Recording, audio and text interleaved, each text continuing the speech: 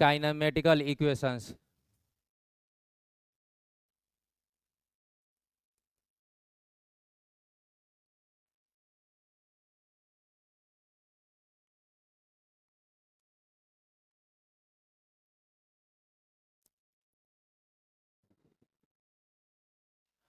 Motion से related 3 equation आता है।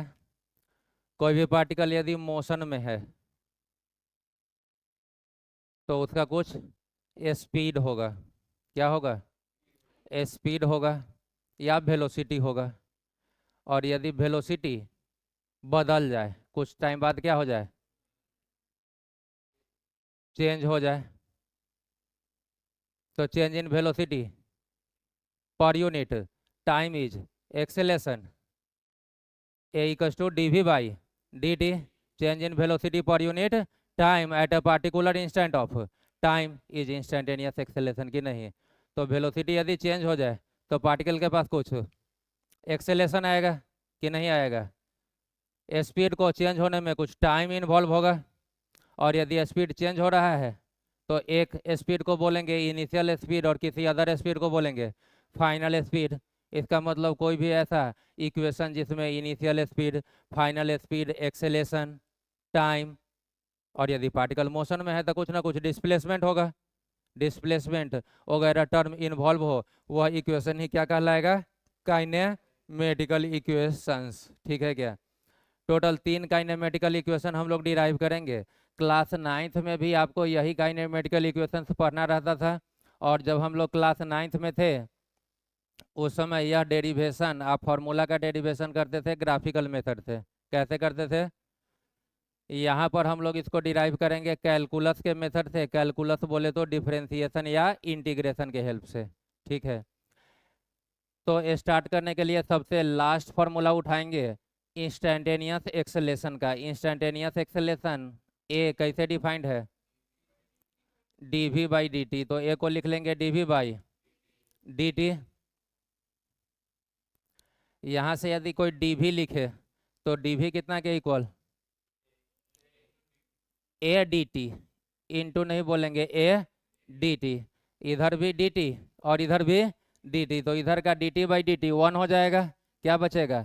D v. और इधर ए के साथ डी टी रह जाएगा। ठीक है, अब दोनों तरफ हम लोग इंटीग्रेशन का साइन ले ले। दोनों तरफ इंटीग्रेशन का टेकिंग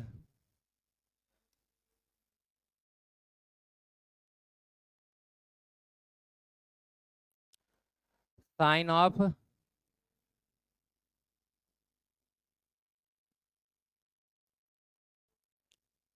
बोथ साइड्स। इसके आगे इंटीग्रेशन का साइन, तो integration d v equals to integration a d t. अभी जो हम लोग इक्वेशन डिराइव करेंगे काइनेमेटिक्स का, कितना इक्वेशन? 3 इक्वेशन। तीनों ही इक्वेशन में एक्सेलेरेशन ए जो रहेगा पार्टिकल का वह कांस्टेंट रहेगा। एक्सेलेरेशन ए का वैल्यू हमेशा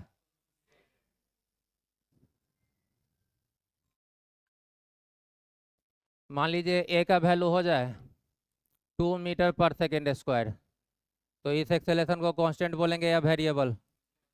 एक्सेलेरेशन हो जाए 2t, जो भी यूनिट हो, टाइम के साथ वेरी करेगा एक्सेलेरेशन। एक्सेलेरेशन हो जाए 3x स्क्वायर, वेरिएबल किसके साथ वेरी करेगा? पोजीशन x के साथ। जनरली x, y या z से किसको रिप्रेजेंट करते हैं? पोजीशन बोले तो कौन सा फिजिकल क्वांटिटी? डिस्प्लेसमेंट वगैरह को। ठीक है क्या? तो एक्सेलेरेशन यह तीनों इक्वेशन में इस टाइप का रहेगा कांस्टेंट एक्सेलेरेशन। वेरिएबल के लिए यह इक्वेशन वैलिड नहीं होगा। फिर आपको डिफरेंशिएशन इंटीग्रेशन के हेल्प से काम करना होगा। जब वेरिएबल आएगा कभी तो वह करके आपको दिखाया जाएगा। तो इसको नेक्स्ट स्टेप पे बढ़ाएं तो इंटीग्रेशन डीवी को इंटीग्रेशन डीवी अभी लिखते हैं। एक्सेलेरेशन को तो आपने पहले ही बोल दिया है कि कांस्टेंट है, और कांस्टेंट इंटीग्रेशन में कहाँ जाता है? बाहर। तो ये कहाँ आ गया? बाहर। Integration dt। आपसे कोई पूछे कि यहाँ पर वैरी क्या कर रहा है, या किसके रिस्पेक्ट में इंटीग्रेट कर रहे हैं? किसके रिस्पेक्ट में? तो हम किसके रिस्पेक्ट में कर रहे हैं? v के रिस्पेक्ट में। और v तो आप v किसके लिए यूज किए हो? कौन सा? वेलोसिटी के लिए। इसका मतलब यहाँ क्या वेरी कर रहा है, वेलोसिटी।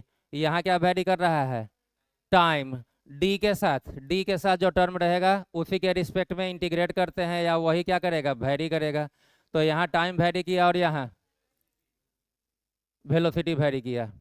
इस इंटीग्रेशन को बोलते हैं इनडिफिनिट इंटीग्रेशन। क्या बोलते हैं, इनडिफिनिट इंटीग्रेशन। जिन्होंने पूरा इंटीग्रेशन पढ़ लिया है उनको आइडिया है, और जो नहीं पढ़े हैं उनको आज पढ़ा दिया जाएगा।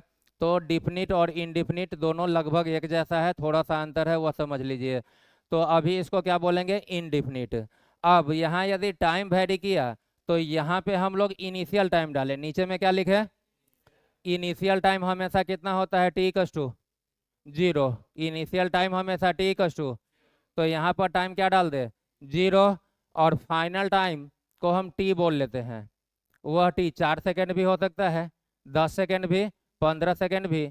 वह टी 2 आवर्स भी हो सकता है। जो भी फाइनल टाइम है, जितना टाइम तक पार्टिकल चला उस टाइम को क्या बोले, टी। उसको क्या बोले, टी। तो initial time 0, final time T. नीचे वाला को बोलते हैं लोअर लिमिट, अपर वाले को बोला जाता है अपर लिमिट। नीचे वाले को लोअर लिमिट, अपर वाले को। और अब जब लिमिट डाल देते हो किसी इंटीग्रेशन में तो यह इंटीग्रेशन कहलाता है डिफिनिट इंटीग्रेशन। क्या कहलाता है, उधर लिमिट डाले हैं तो इधर भी लिमिट डालना होगा। यह t इक्वस टू 0 मतलब इनिशियल टाइम है, तो यहाँ पर इनिशियल टाइम नहीं डालेंगे, क्या डालेंगे, इनिशियल वेलोसिटी। और इनिशियल वेलोसिटी के लिए हम लोग सिंबल यूज करते हैं u। इनिशियल वेलोसिटी को किस सिंबल से डिनोट करेंगे, u से। तो t इक्वस टू 0 पे कितना वेलोसिटी, u। और t इक्वस टू t मतलब t टाइम के बाद कितना वेलोसिटी, तो हम मान लेते हैं v। u को बोलेंगे इनिशियल वेलोसिटी, v को बोलेंगे इसको कौन सा लिमिट, लोअर लिमिट, और इसको अपर लिमिट बोलेंगे कि नहीं। अब आइए, यह भी डिफिनिट इंटीग्रेशन, यह भी डिफिनिट इंटीग्रेशन। इस डिफिनिट को कैसे सॉल्व करेंगे, तो जैसे इनडिफिनिट को सॉल्व करते हैं वैसे डिफिनिट को भी सॉल्व पहले कर लीजिए, यह मानते हुए कि यहाँ और यहाँ कोई लिमिट नहीं है।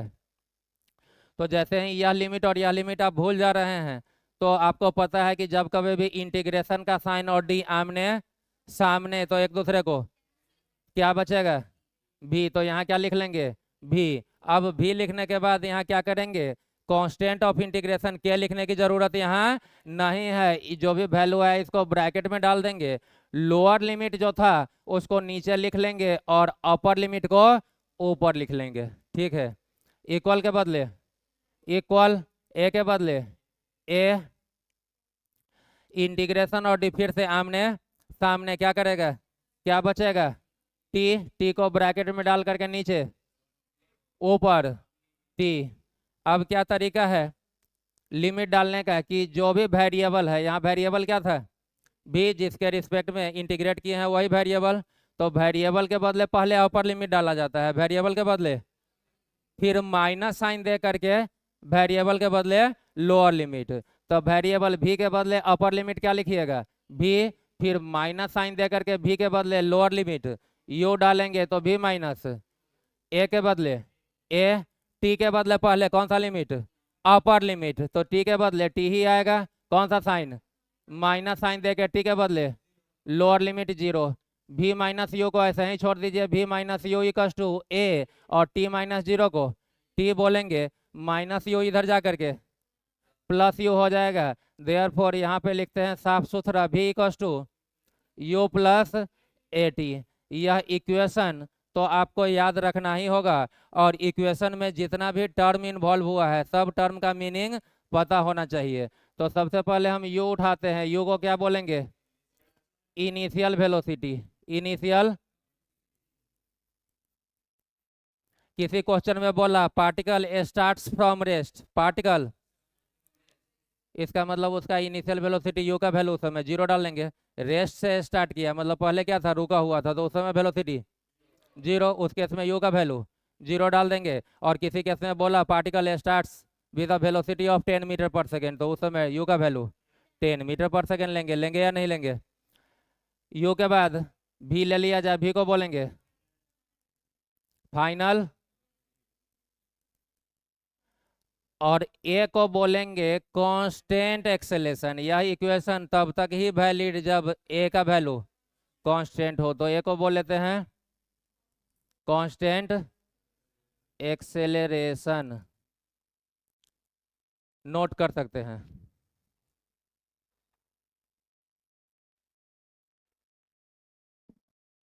इसके नेक्स्ट इक्वेशन पे आए तो फर्स्ट इक्वेशन आया है आपका v equals to u plus,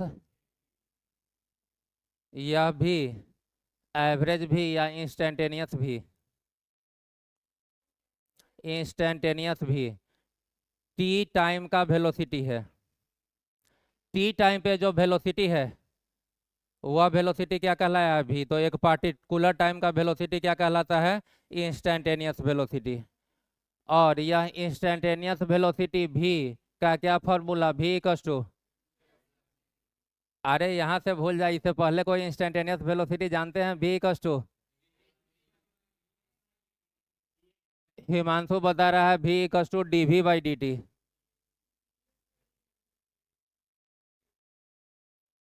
और ठीक है, हम सही पढ़ा रहे हैं, मतलब तुम पास कर रहे हो हमको ना, अलर्ट रहिए। v को लिखेंगे dx बाई dt। रिलैक्स होके बोलना है, कोई धड़फड़ाना नहीं है, लेकिन यह जो भी निकले मुंह से वो सही निकले, थोड़ा टाइम लगेगा। v इक्वल्स टू, तो v को लिख लेते हैं dx बाई कितना के equal, u plus a T के। यहाँ से dx यदि लिखे तो dx क्या हो जाएगा,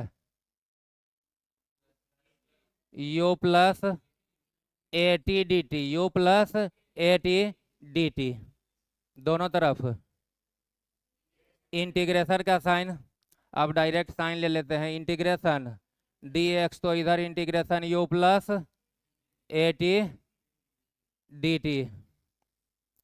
अब इसको सॉल्व नहीं करते हैं, ऐसे ही रहने दीजिए। इंटीग्रेशन dx, इंटीग्रेशन का साइन और dt मिल करके इंटीग्रेशन का ऑपरेटर, कौन सा फॉर्म, u प्लस भी, u प्लस भी में आप क्या करते हो, ऑपरेटर सबको दे देते हैं, तो इंटीग्रेशन u के साथ dt plus integration A T के साथ भी हो गया, नहीं होगा। अब एक स्टेप और आगे बढ़ा लेते हैं, फिर लिमिट डाल लेंगे फिर। तो अभी इसको ऐसा ही रखते हैं, इंटीग्रेशन dx, इनिशियल वेलोसिटी किसी भी पार्टिकल का जो है वह फिक्स रहेगा या वेरी करेगा, फिक्स रहेगा। पार्टिकल या तो रेस्ट में है तो u का वैल्यू 0, वह फिक्स है, या 10 मीटर पर सेकेंड से चला वह भी क्या रहेगा, फिक्स रहेगा। 20 मीटर पर सेकेंड से चलेगा वह भी वैल्यू क्या है, फिक्स है, कांस्टेंट है। तो इनिशियल वेलोसिटी u तो कांस्टेंट रहेगा, और कांस्टेंट कहाँ आ जाता है, आगे या इंटीग्रेशन के बाहर, तो u बाहर आया, इंटीग्रेशन dt प्लस, यहाँ से बताइए बाहर कौन आएगा, a बाहर आएगा, t भी बाहर आएगा क्या, नहीं, d के साथ t है, मतलब t क्या हो रहा है, वैरी कर रहा है, और वेरिएबल बाहर नहीं आता है, तो केवल a बाहर आया t के साथ dt। अब लिमिट डालने का काम कर लीजिए। जब भी dt रहे टाइम का वेरिएशन हमेशा होगा 0 से t तक। टाइम का वेरिएशन फिक्स है, क्योंकि इनिशियल टाइम 0 के अलावा कुछ और नहीं हो सकता। इनिशियल टाइम हम लोग जनरली 0 ही लेते हैं, तो 0 से यहाँ क्या वेरी किया, टाइम ही, कहाँ से कहाँ, 0 से t। यहाँ क्या वेरी किया, डिस्प्लेसमेंट या पोजीशन। इनिशियल पोजीशन हम मान लेते हैं कि पार्टिकल ओरिजिन से चलना शुरू किया, कहाँ से चलना शुरू किया, ओरिजिन से, तो इनिशियल पोजीशन 0 ले लें, ओ नहीं 0, कोऑर्डिनेट लिख रहे हैं। और फाइनल जो पोजीशन है उसको कुछ एस बोल लेते हैं, क्या बोल लेते हैं, एस। फाइनल डिस्प्लेसमेंट को क्या बोले, एस। आप चाहें तो पार्टिकल यदि एक्स एक्सिस की तरफ चल रहा है तो इस डिस्प्लेसमेंट को एक्स भी बोल सकते हैं, वाई की तरफ चलता तो वाई भी, तो यहाँ 0 से वाई कर लेते, जेड की तरफ चलता तो जेड भी कर सकते हैं। लेकिन पहले से जो हम लोग इक्वेशन याद करते हुए आए हैं उसमें डिस्प्लेसमेंट को किससे रिप्रेजेंट करते हैं, एस से, तो वह हेर फेर ना हो, इसलिए हम उसी फॉर्म में लाने के लिए फाइनल डिस्प्लेसमेंट को क्या बोल ले, एस बोल ले। सॉल्व करना है, स्टार्ट कीजिए। इंटीग्रेशन और डी कैंसिल, क्या बचेगा, एक्स, कहाँ से कहाँ, जीरो से एस तक, कहाँ से कहाँ, जीरो से एस तक, इक्वल के बदले इक्वलियो, यहाँ भी इंटीग्रेशन डी, क्या बचेगा, टी, कहाँ से कहाँ, जीरो से टी तक, प्लस ए के बदले ए, और इंटीग्रेशन टी डी टी का वैल्यू कोई बताएगा क्या, या कौन सा फॉर्म है इंटीग्रेशन का, x to the power n का फॉर्म है, x to the power n का फॉर्म है, एन का वैल्यू कितना है, 1 है, तो पहले x to the power n में क्या लिखते हो, पहले एक्स लिखते हैं और उसके पावर में 1 क्या करते हैं, ऐड करते हैं, तो यहाँ एक्स के बदले क्या है, टी, तो क्या लिखेंगे, टी, जितना पहले पावर है उसमें 1 ऐड करेंगे तो 1 है, 1 ऐड करेंगे तो 2, और उसी पावर से डिवाइड कर लेते हैं, तो याद कर लीजिएगा, करते करते याद हो भी जाता है कि इंटीग्रेशन टी डी टी क्या आ जाएगा, T square by 2, integration T D T क्या आ जाएगा, कहाँ से कहाँ, जीरो से टी, एक्स के बदले अपर लिमिट एस, आप माइनस दे के जीरो कीजिएगा तो उस माइनस जीरो का कोई फर्क, इसका मतलब जब भी जीरो से कोई पार्टिकुलर वैल्यू हो तो ऊपर वाला वैल्यू डायरेक्ट चिपका ले सकते हैं कि नहीं, यू के बदले टी के बदले अपर लिमिट टी, अब माइनस जीरो से कोई फर्क, तो क्या बचा, यू टी प्लस ए के बदले ए, टी के बदले अपर लिमिट टी, तो T square by 2, T square by, अब माइनस देके जीरो स्क्वायर बाई 2 जीरो ही हो जाएगा, तो उसको लिखने का कोई फायदा, इसको अरेंज करके लिख ले, तो s equals to u t plus इस 1/2 को ए के आगे ले ले तो हाफ ए टी स्क्वायर, यहाँ पर जो टर्म यूज हुआ है यू, उसका मीनिंग आपको क्लियर है, यू क्या है, इनिशियल वेलोसिटी, टी तो टाइम है, ए है कांस्टेंट एक्सेलेरेशन, ए क्या है, नया टर्म केवल एस है, एस को बोलेंगे डिस्प्लेसमेंट, क्या बोलेंगे, क्लियर क्या, निपटाइए इसको भी, इंस्टेंटेनियस एक्सेलेरेशन ए का फॉर्मूला लिखेंगे, A equals to D we by D T, ठीक है क्या, समझते चलिए कहानी, एक तो आपको बोला गया था कि instantaneous velocity v equals to d x by D t, instantaneous velocity v equals to d x by D t, जहाँ x डिस्प्लेसमेंट रहेगा, इसको याद रखना ही रखना है। दूसरा बोला गया था कि instantaneous acceleration a equals to D we by D t, इसको भी याद रखना ही रखना है, ठीक है क्या, और एक्सेलेरेशन का इसी इक्वेशन से एक और इक्वेशन निकालेंगे इंस्टेंटेनियस एक्सेलेरेशन का ही, और उस इक्वेशन को भी आपको याद रखना होगा, वह इक्वेशन क्या है, तो देखिए इसको हम लोग लिखते हैं डी वी बाई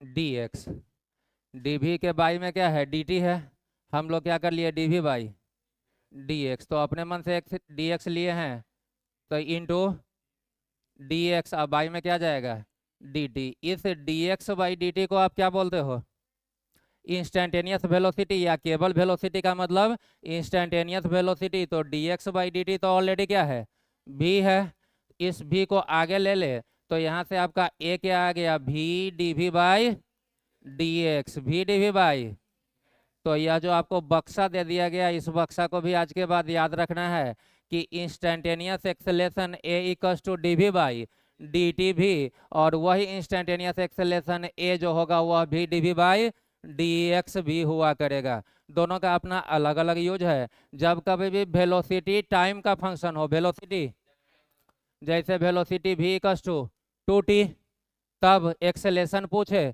तो आप कैसे निकालिएगा, D we by D T, लेकिन वेलोसिटी यहाँ किसका फंक्शन है, पोजीशन का फंक्शन, x मतलब पोजीशन का फंक्शन, एग्जाम्पल के लिए v equals to 5 plus X square हो जाए, v क्या हो जाए 5 प्लस, तो यहाँ का भी टाइम का फंक्शन है क्या, नहीं, पोजीशन x का फंक्शन है, और यदि आपसे एक्सेलेरेशन पूछा जाए तो आप d we by D t नहीं करेंगे, जब पोजीशन का फंक्शन हो जाए तो उस समय acceleration a equals to v d we by d x करना पड़ेगा, समझ गए क्या, तो दोनों का अपना अलग अलग यूज है। अभी हम लोग इक्वेशन डिराइव करेंगे और उस इक्वेशन पे काम करेंगे, और बाद में मोशन के आगे के क्लासेस में जब वेलोसिटी टाइम का फंक्शन हो और जब वेलोसिटी पोजीशन का फंक्शन हो तो उस समय एक्सेलेरेशन निकालने का क्वेश्चन आपको दिया जाएगा।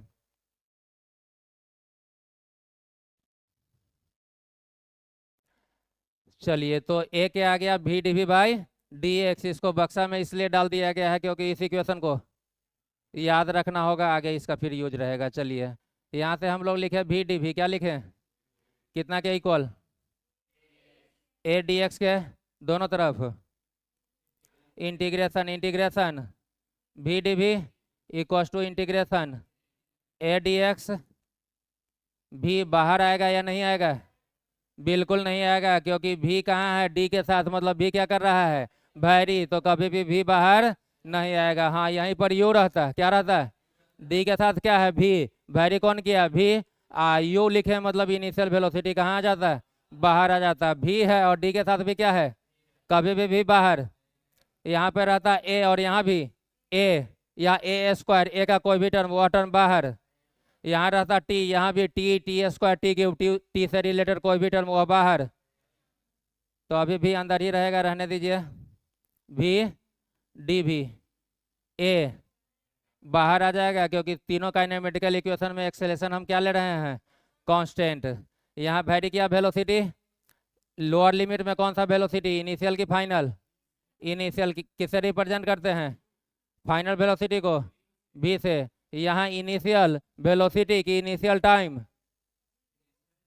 ना इनिशियल वेलोसिटी ना initial time, initial displacement. Initial displacement हम कहाँ से स्टार्ट किए हैं, ओरिजिन से, तो एक्स का वैल्यू। अब फाइनल डिस्प्लेसमेंट को क्या बोल लीजिए, एस बोल लीजिए। तो कहाँ से कहाँ, जीरो से एस तक। बताइए अब भी डी भी का इंटीग्रेशन क्या होगा, भी स्क्वायर बाई 2। अरे यह सही बोल रही है, तू क्यों गड़बड़ा दे रहे हो, आज खा पी करके आई है। एक बार में बोली भी स्क्वायर बाई 2, एकदम सही बोली। भी के पावर में कुछ नहीं है, मतलब 1 है, तो पहले क्या लिखेंगे, भी जो पावर है उसमें 1 ऐड करेंगे, तो 1 में 1 ऐड करेंगे तो 2, और उसी पावर से डिवाइड। अभी तो इसी का भाई था जो बोले थे कि रेडीमेड याद रह, क्योंकि होता क्या है, फिजिक्स में सिमिलर चीज कई बार रिपीट होता है, तो एक जगह करके यदि आप याद रखिए तो आगे तो आपका दिमाग खुद ही कर देगा। देखिए ना, यहाँ पे क्या था, टी डी टी, टी के साथ डी टी, तो टी स्क्वायर बाई 2, तो टी के बदले भी, तो यहाँ भी तो भी डी भी बाई भी डी भी क्या हो जाएगा, भी स्क्वायर बाई, कहाँ से कहाँ, यू से भी इक्वल टू ए के बदले a integration D, cancel, integration का साइन और डी जब भी आमने सामने, तो क्या बचेगा, कहाँ से कहाँ, 0 से एस तक, भी के बदले अपर लिमिट, तो भी के बदले यदि भी रखोगे तो भी ए स्क्वायर बाई कौन सा साइन, माइनस साइन, भी के बदले यू का बाई इक्वल टू ए के बदले एक्स के बदले एस, माइनस साइन देके 0 लिखिए या ना लिखिए। यहाँ पर एलसीएम चाहो तो 2 ले लो, क्या आएगा, equal to A into S हो जाएगा, 2 को इधर भेजिए तो भी square minus equal to 2a S, भी स्क्वायर निकालिएगा, माइनस यू स्क्वायर उधर जाके प्लस हो जाएगा, तो यू स्क्वायर प्लस। यह काइनेमेटिक्स का थर्ड इक्वेशन, काइनेमेटिक्स का थर्ड इक्वेशन। सारा टर्म इसमें ऑलरेडी क्लियर कर चुके हैं। v is final velocity, u is, a is constant acceleration and s is displacement. निपटाइए। Kinematics से रिलेटेड अपने पास, काइनेमेटिक्स मतलब मोशन से रिलेटेड 3 इक्वेशन। फर्स्ट इक्वेशन आया v equal to u plus a t, second equation s equal to u t plus half a, third equation v square equal to,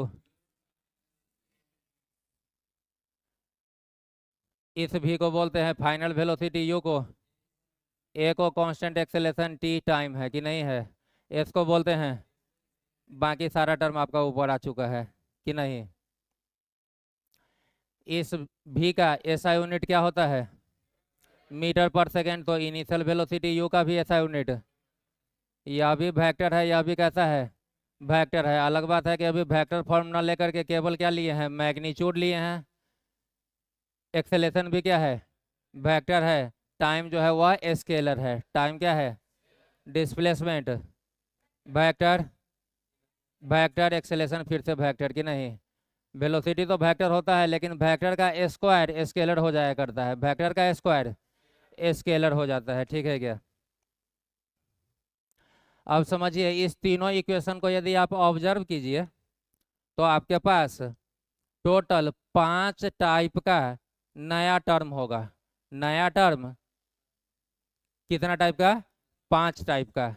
आपको हम गिना दे रहे हैं, initial velocity you, final velocity v, acceleration a, time t और displacement s। इस 5 के अलावा नया टर्म कोई भी नहीं है, आप देख ले सकते हैं।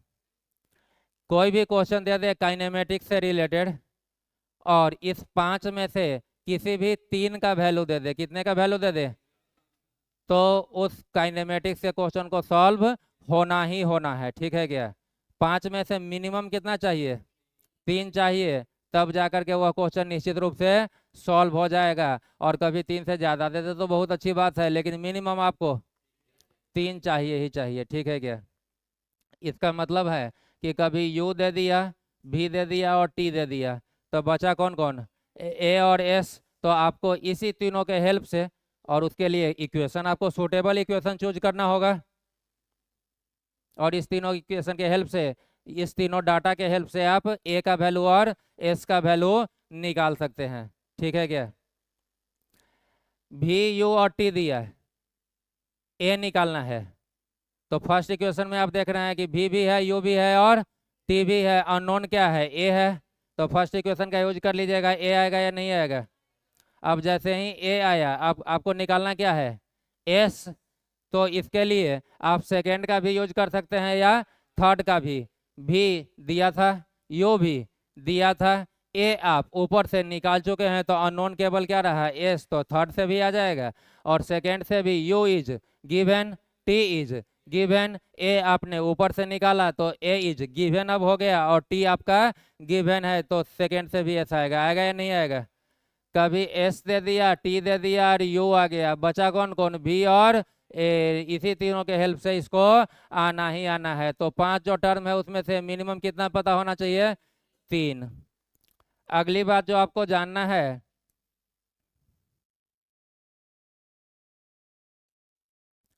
कि स्पीड इनिशियल हो या फाइनल, या वेलोसिटी इनिशियल हो या फाइनल, उसका ऐसा यूनिट होता है मीटर पर सेकेंड। लेकिन कभी स्पीड दे दे आपको किलोमीटर पर आवर में, किस में दे दे, किलोमीटर पर आवर में। और जो कुछ भी पूछा, सपोज डिस्प्लेसमेंट पूछा ऐसा यूनिट में, डिस्प्लेसमेंट किस में पूछा, और यदि कुछ ना बोले तो जनरली हम लोग SI यूनिट में ही आंसर निकालते हैं। तो यह किलोमीटर पर आवर स्पीड या वेलोसिटी का ऐसा यूनिट है क्या, नहीं। ऐसा यूनिट क्या है, मीटर पर सेकेंड। तो जो भी स्पीड दिया है क्वेश्चन में किलोमीटर पर आवर, उसको किस में कन्वर्ट करना होगा, मीटर पर सेकेंड। इसके लिए क्या करेंगे, तो देखिए किलोमीटर को पहले किस में लाना होगा, मीटर में।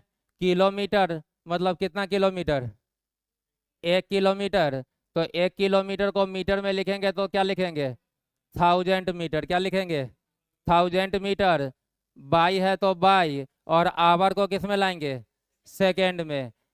1 आवर में 3600 सेकेंड्स होता है कि नहीं।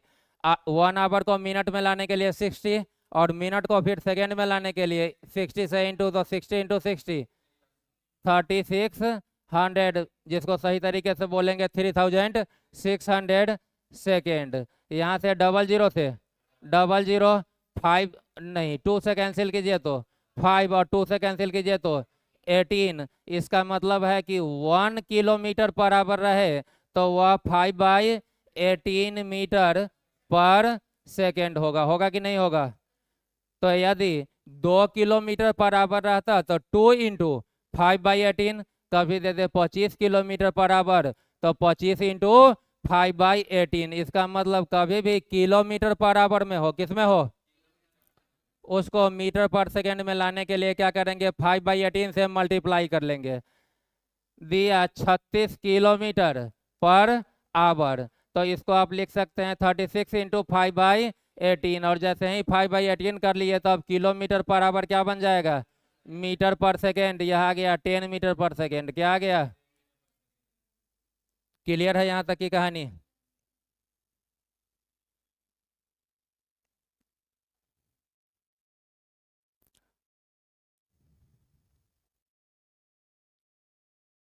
क्वेश्चन लिखिएगा।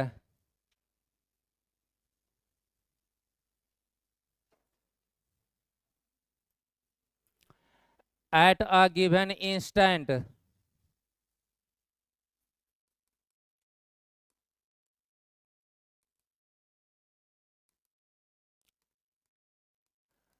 the speed of a train is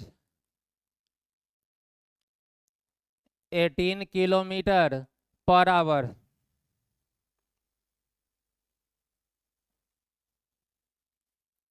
and after 10 seconds it becomes 54 kilometre per hour, full stop. Find the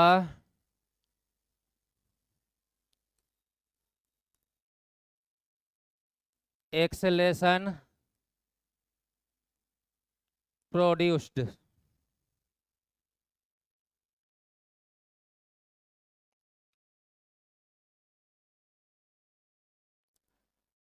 find the acceleration produced.